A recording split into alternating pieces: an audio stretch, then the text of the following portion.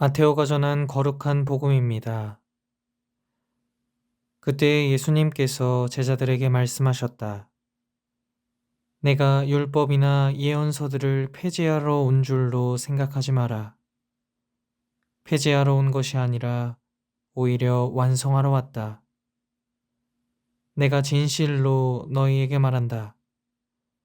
하늘과 땅이 없어지기 전에는 모든 것이 이루어질 때까지 율법에서 한 자, 한 획도 없어지지 않을 것이다.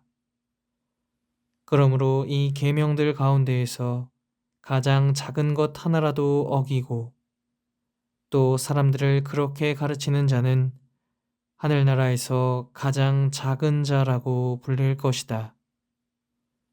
그러나 스스로 지키고 또 그렇게 가르치는 이는 하늘나라에서 큰 사람이라고 불릴 것이다. 주님의 말씀입니다. 그리스도님 찬미합니다.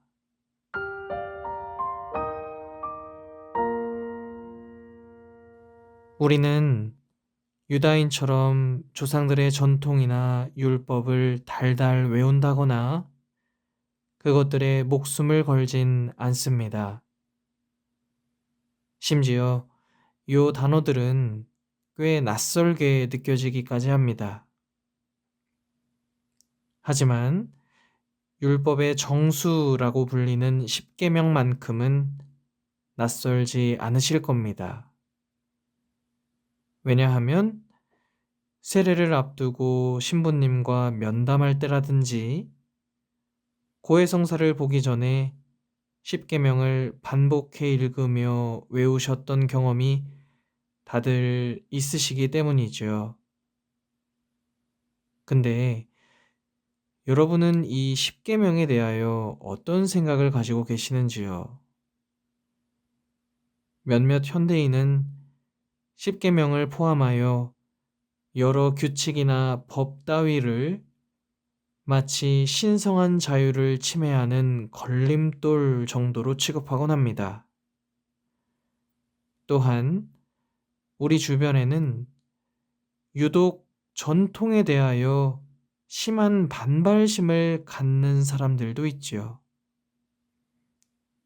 이들에 따르면 그런 것들은 현대인의 입맛에 전혀 맞지 않을 뿐더러 답답하고 고리타분할 뿐입니다.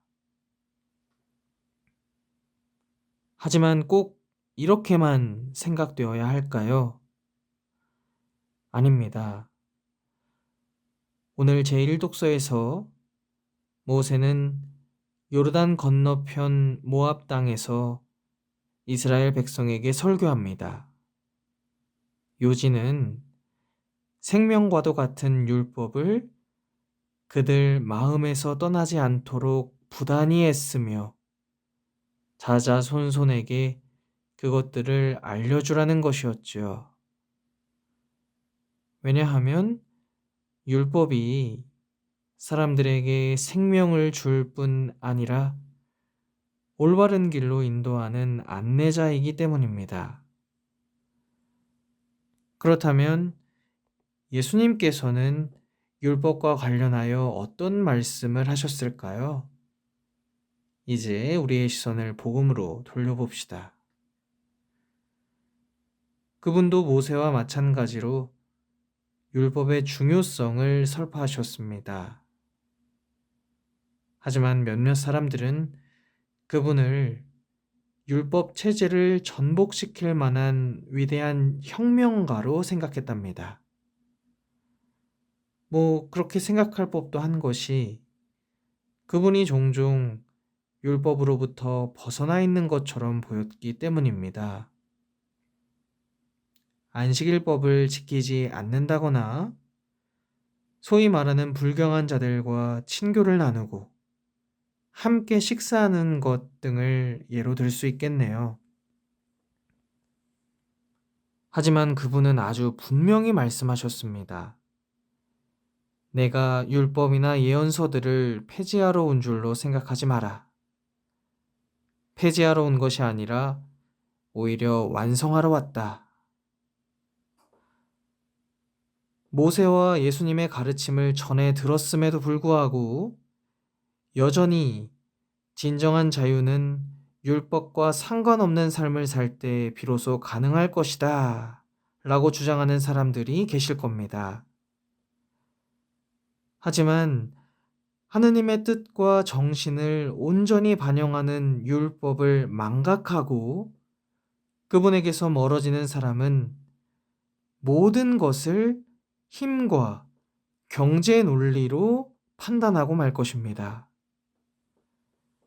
과연 그러한 판단들이 우리 모두를 자유롭게 할 수 있을까요?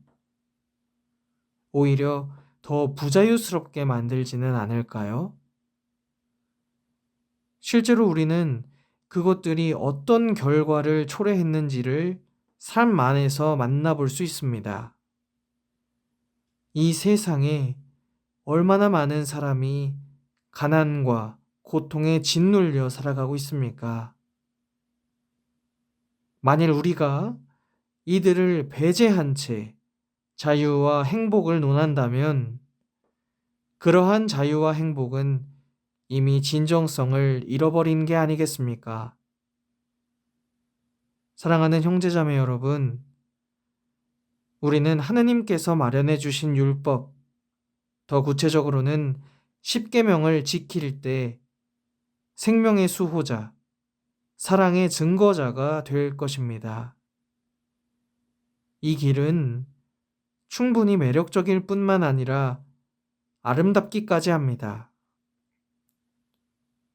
우리의 삶으로 생명 자체이신 하느님을 힘차게 선포하여 많은 이들, 특히 가난하고 소외된 이들의 입에서 하느님을 찬미하는 소리가 터져 나오기를, 그리하여 온 세상이 자유롭고 평화로운 세상이 되기를 두 손 모아 기도합니다.